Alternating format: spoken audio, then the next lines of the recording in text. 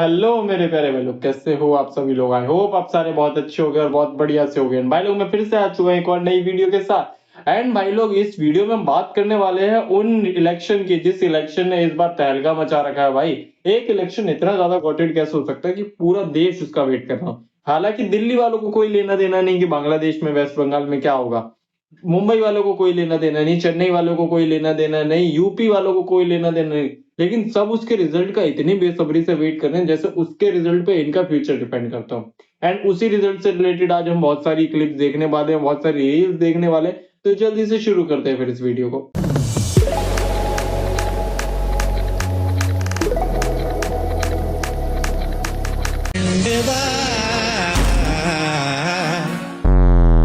जिंदगी झंडवा फिर भी है घमंडवा, जिंदगी झंडवा फिर भी है घमंडवा।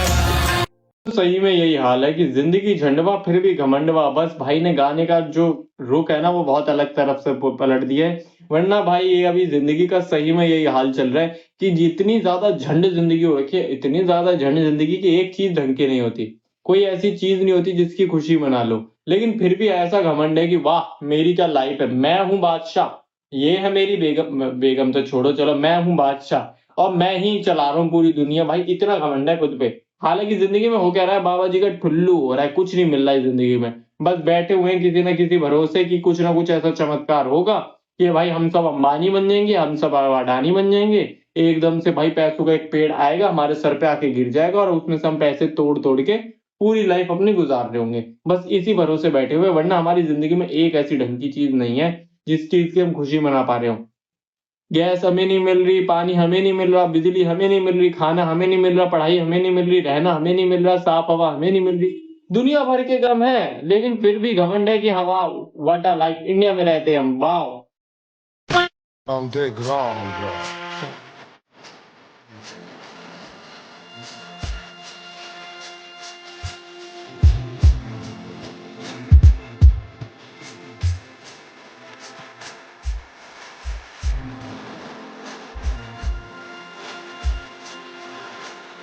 चीज की तो भाई मैं बात कर रहा हूँ कि एक इलेक्शन इतना ज्यादा वोटेड कैसे हो सकता है कि पूरा देश उसका वेट कर रहा हो कि इसका फाइनल रिजल्ट आएगा क्या।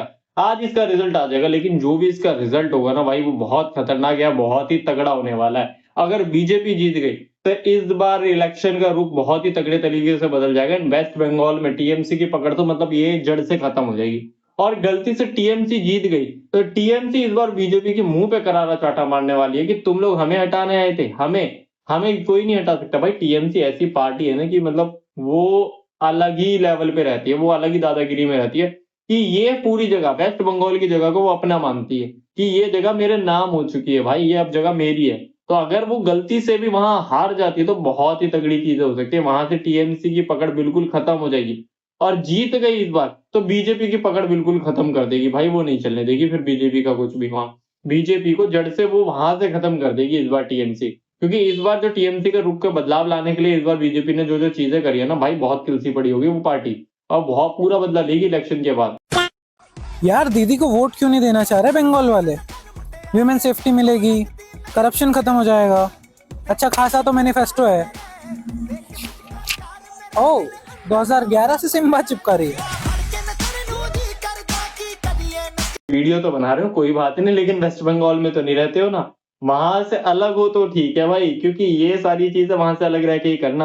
वरना तो कई बार क्या हो जाता है कि किसी को घर से उठा लेते हैं, किसी को बोलने नहीं देते हैं। वुमेन सेफ्टी तो हमारे पूरे इंडिया में कभी नहीं मिली किसी को, तो आज क्या मिलेगी। एंड ये सारी चीजें सिर्फ मैनिफेस्टो में अच्छी लगती है कि वाह ये हमारा मैनिफेस्टो है, हम ये सारी चीजें करेंगे। वरना कोई एक सिंगल पार्टी ऐसी बताओ इंडिया की जो इंडिया के लोगों के लिए कुछ करना चाहती है। कोई एक भी पार्टी ऐसी नहीं है जो ये कह दे कि भाई हम लोगों के लिए ये कर रहे हैं। अभी राघव चड्ढा वाला सीन देख लो, लोगों के लिए ये करवाना है, लोगों के लिए वो करवाना है, लास्ट में पार्टी ज्वाइन कर ली। भाई हद हो गई, मतलब इतना कोई वो कैसे हो सकता है। हिपोक्रेसी की भी एक सीमा होती है, वो सीमा भाई ने क्रॉस कर दी। कोई एक भी पार्टी ऐसी नहीं है जो हम लोगों के लिए कुछ करना चाहती है। तो ये मैं मैनिफेस्टो में मानता ही नहीं। मेरे इलेक्शन के टाइम पे जो दिखता है ना कि जो पार्टी ठीक है मैं उसको वोट दे के आ जाता हूँ। इस मामले में नहीं कि वो हमारे लिए कुछ करेगी, कि इस मामले की इन सबसे बुरा तो नहीं करेगी, कि इन सब के मुकाबले तो ये अच्छी रहेगी। मैं इस बेसिस पे वोट दे के आ रहा हूँ, मेरे को नहीं पता भाई कोई पार्टी हमारे लिए कुछ करेगी भी या नहीं।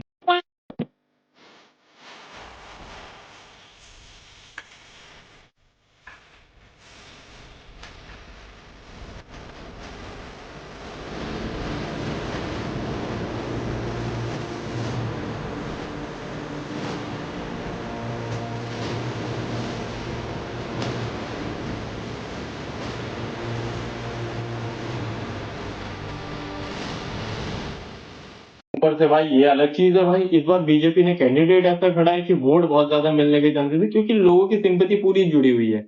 सिंपैथी की वजह से ना वोट, मतलब आजकल की पार्टीज का सबका यही मोटिव है कि सिंपैथी के बेस पे वो वोट ले जाते हैं। एंड यहाँ पे बहुत तगड़ी सिंपैथी मिलेगी, क्योंकि आप जानते हो ये किसकी मदर है, क्या हुआ था उस केस में। मैं उन सारी चीजों के बारे में बात नहीं करूंगा वीडियो में, क्योंकि वो सारी चीजें अभी का मुद्दा नहीं है। उसके बारे में पहले शायद मैंने वीडियो बना भी रखी है। लेकिन अभी इस चीज पे फोकस करें कि ये इलेक्शन में अगर ये खड़ी हुई है तो एक ना बहुत ही तगड़ा गैप बन गया है वोटों का, क्योंकि इधर जुड़ी हुई है सिंपैथी और इधर जुड़ा हुआ है डर। टीएमसी से आधा वेस्ट बंगाल डरता है, आधे से ज्यादा वेस्ट बंगाल डरता है, क्योंकि उसे पता है, वहां के लोगों को पता है कि टीएमसी ऐसी पार्टी है जिसके अगर तुम खिलाफ गए तो वो आगे कुछ भी कर सकते हैं। सेम चीज दूसरी साइड भी है, लेकिन दूसरी साइड थोड़े शायद कम चांसेस है, मुझे नहीं पता, लेकिन हो सकते हैं कम चांसेस, आई डोंट नो। लेकिन उस साइड तो बहुत ज्यादा खतरा हो जाएगा उन लोगों के लिए। तो वो लोग इस बेसिस पे भी आप कुछ कर सकते हैं, बाकी इधर तो पूरी पूरी सिंपैथी जुड़ी हुई है लोगों की, तो वहां तो हो ही सकता है।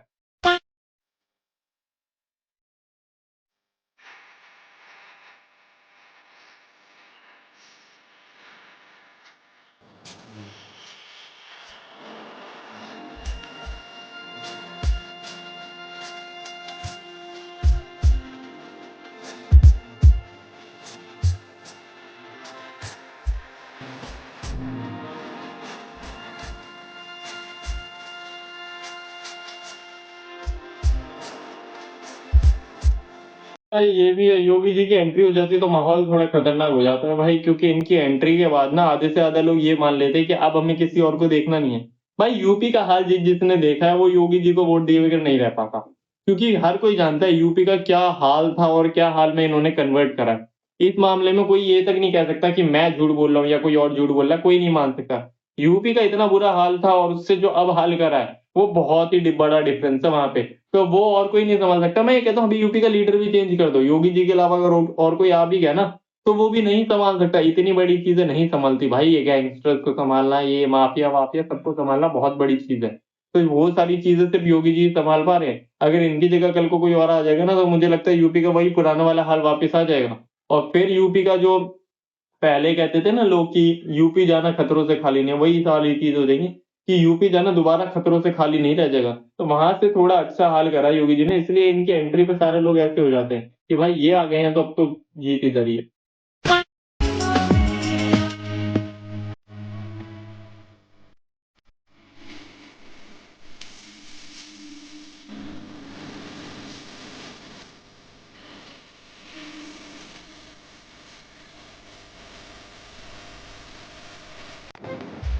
ओ भाई, अच्छा, तभी न्यूज वाले इलेक्शन की इतनी हाइप बनाने पे तुले हुए हैं। हर जगह इलेक्शन की इसलिए इतनी हाइप बनी हुई है भाई, ये सारी चीजें दिखाएंगे थोड़ी। जब फिफ्थ से फोर्थ हुआ था तो पागल हो गए थे, ओ फिफ्थ से फोर्थ हो गया, ओ तेरी फिफ्थ से फोर्थ पे आ गए, क्या तगड़ा डेवलपमेंट हुआ होगा, क्या इंडिया की सड़कें बन गई होंगी, क्या इंडिया के लोग हो गए होंगे। वो तेरी फोर्थ पे आते ही लोग तो ऐसे बात कर रहे होंगे सबके सब इंग्लिश में, यो सबके सबके अंदर तमीज आ गई होगी, सबके सब अब होटलों में खाना खा रहे होंगे, सबके पास अब मर्सिडीज आ गई होगी। ऐसे बावले हो गए थे। अब फोर्थ से सिक्स पे आई है तब तो नहीं बावले हो रहा कोई, क्यों अब क्यों इधर नहीं कहने आ रहा कि वो ये हो गया, अरे अब तो पूरा देश गरीब हो गया होगा, है ना, अब तो यही हुआ होगा, सिक्स पे आने में तो गरीब हो गया होगा देश। तो भाई ये भी तो दिखाओ, ये क्यों नहीं दिखा रहे न्यूज में? ये किसके लिए छुपा रखा है? ये हमें दिखाओ भाई, हम तो देखने के लिए तैयार है। अगर न्यूज में तुम ढंग की इंफॉर्मेशन दिखा दोगे तो तुम्हारा घाटा चला जाएगा, टीआरपी तब भी आ जाएगी। अगर ढंग की इंफॉर्मेशन दिखा दोगे तो मुझे लगता है ज्यादा ही टीआरपी आ जाएगा, लेकिन नहीं, फालतू की न्यूज से फुर्सत नहीं है, क्योंकि पैसा खा रखा है। हजारों में पंखों में उसके मौत छुपी थी। लखनऊ का एक शहर आग में जल रहा है। मध्य प्रदेश के लोग चिता पे लेटे हुए हैं। पंजाब में सिख भाई अपने हक के लिए रेलवे ट्रैक पे लेटे हुए हैं। मणिपुर के लोग डर डर के जी रहे हैं। ना ना भाई, हम ये क्यों दिखा दें न्यूज में, ये क्यों दिखा दें भाई? लोगों को ये दिख जाएगा तो फिर लोग असली प्रॉब्लम के बारे में पूछना शुरू नहीं कर देंगे। लोग ये नहीं जानना शुरू कर देंगे कि असल में ऐसी चीजें हो क्यों रही हैं, क्यों हमारा देश चौथे से छठे पे आ गया, क्यों हमारे देश में इतनी सारी चीजें हो रही हैं, क्यों हमारा देश गरीबी से मर रहा है, क्यों हमारे देश के लोग आधे भूखे नंगे रह रहे हैं, क्यों हो रही है सारी चीजें। ये लोग पूछने लगेंगे तो फिर सरकार आराम से मजे कैसे कर पाएगी? ये सारे मजे तो सरकार को तभी मिलेंगे ना जब हम लोग इन चीजों पे ध्यान ही नहीं देंगे। हम आराम से बैठ के देखेंगे, ओ इलेक्शन में वाली पार्टी जीत गई, वाह आप ठीक है, ये वाली पार्टी को मैं मन से इसी को सपोर्ट कर रहा था, अब ये जीत गए, अब मेरा काम खत्म हो गया।